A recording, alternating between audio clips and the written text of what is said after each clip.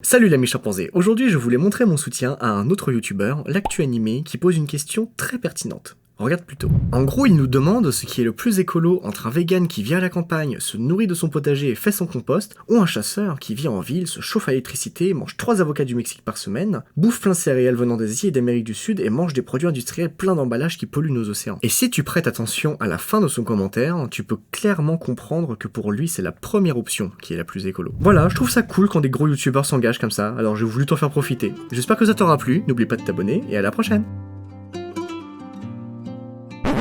Quoi? Comment ça, je me suis complètement planté? T'es sûr? Attends, je me relis.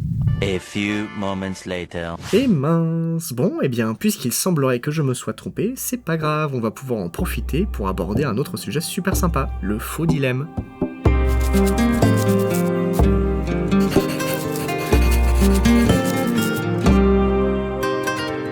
Désolé d'avoir un peu trollé au début, mais en même temps ça me fait toujours marrer les faux dilemmes. Du coup, qu'est-ce que c'est-il donc que ce truc? Un faux dilemme est un argument fallacieux visant à contraindre la ou les personnes en face de nous à choisir entre deux options seulement. L'une de ces options ira forcément dans le sens des idées de la personne usant de l'argument, et l'autre sera toujours présentée comme une option absolument insoutenable d'un point de vue moral ou logique. Ici par exemple, le gars de l'actu animé ne va nous laisser le choix qu'entre le gentil chasseur écolo qui fait son compost ou le méchant vegan urbain ultra capitaliste qui mange des avocats du Mexique et des céréales d'Asie. Tu remarqueras que c'est ultra précis. Et comme tu peux le constater, le vocabulaire autour du chasseur est plutôt mélioratif. Il le présente sous un jour très clément, alors que le vegan se fait charger de tous les maux de la Terre. Pour un peu, on serait aussi responsable de la guerre en Syrie. L'objectif est clair, en ne laissant que deux options dont l'une est absolument indéfendable, tu te retrouves obligé de choisir entre être d'accord avec la bonne option ou te revendiquer comme une raclure de bidet. Absolument imparable. Imparable.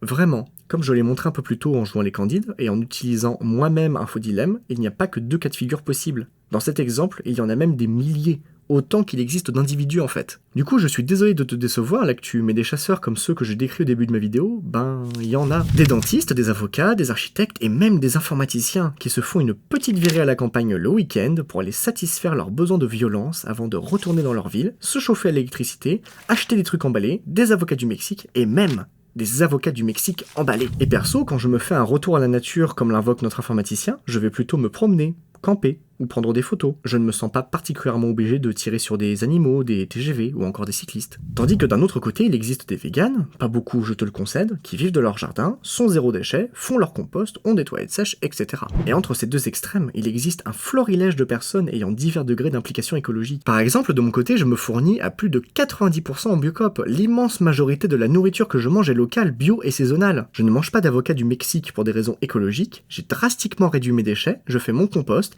et tout plein d'autres choses que j'implémente dans ma vie petit à petit. Je suis loin d'être parfait, mais je fais de mon mieux en attendant de pouvoir m'acheter un terrain et de faire pousser ma nourriture. Tout ça pour dire que l'argument de l'actu animé est fallacieux, car en ne mettant en lumière que deux solutions possibles, il porte au nu les chasseurs qui ont pourtant des comportements particulièrement problématiques et sont aux antipodes de l'écologie, tout en jetant l'opprobre sur les véganes qui, même si elles ont encore du chemin à faire, ne sont clairement pas la cause du dérèglement climatique. J'en parle plus en détail dans cette vidéo. Si tu compares une personne omni et une personne végane, toutes choses étant égales par ailleurs, la personne végane sera plus écolo. Maintenant soyons honnêtes, les faux dilemmes se retrouvent aussi du côté vegan. Combien de fois n'ai-je pas entendu des phrases du type « Tu préfères être vegan et en bonne santé ou manger de la viande et choper un cancer ?» Ou encore « Tu peux décider de devenir vegan et d'être une bonne personne ou de continuer à exploiter les autres animaux et être une mauvaise personne. » D'une manière générale, les faux dilemmes sont très problématiques car toujours malhonnêtes. Et ce qui est vachement bien avec la protection animale, c'est qu'il n'y a pas besoin de déformer les faits. La réalité est suffisamment problématique pour qu'il faille changer radicalement nos comportements. Du coup, pour éviter de te faire avoir par un faux dilemme, c'est très simple. Chaque fois qu'une personne ne te donne le choix contre deux propositions, plutôt que de tomber dans son piège en te laissant enfermer dans une position absolument indéfendable, prends quelques secondes, voire quelques minutes, pour te demander s'il n'existe pas au moins une troisième option ou plus. Et plutôt que d'abonder dans le sens de la manipulation, propose ta solution ou piste de réflexion. Bien sûr, il en va de même si tu veux défendre une position en ne présentant que deux options. Demande-toi sincèrement s'il n'en existe pas d'autres et si tu n'es pas inconsciemment en train de manipuler la conversation de façon malhonnête. Et voilà, c'est fini pour le faux dilemme. J'espère que ça t'aura plu et qu'à l'avenir tu sauras les reconnaître et ne plus te faire avoir, mais que tu mettras également un point d'honneur à ne pas en utiliser toi-même. Car si cela peut sembler une bonne idée à première vue, ça finira toujours par se retourner contre toi si tu te trouves face à une personne ayant un minimum d'esprit critique. Mais ne va pas te fustiger non plus s'il t'arrive de te faire avoir ou d'en faire toi-même. C'est dramatiquement humain. Même moi qui suis pourtant au courant, ça m'arrive de temps en temps. Ah, et avant de partir, dis-moi en commentaire quel sophisme tu veux me voir traiter dans la prochaine vidéo. T'es plutôt team homme de paille ou comment tourner en ridicule le discours de notre adversaire en le déformant, ou plutôt team argument d'autorité à invoquer des experts et des scientifiques anonymes sans trop te soucier de donner des noms ou de vérifier la validité de leur expertise. Allez, salut l'ami chimpanzé, je te souhaite un bon courage dans ta tentative de rendre ce monde meilleur et je te dis à la prochaine.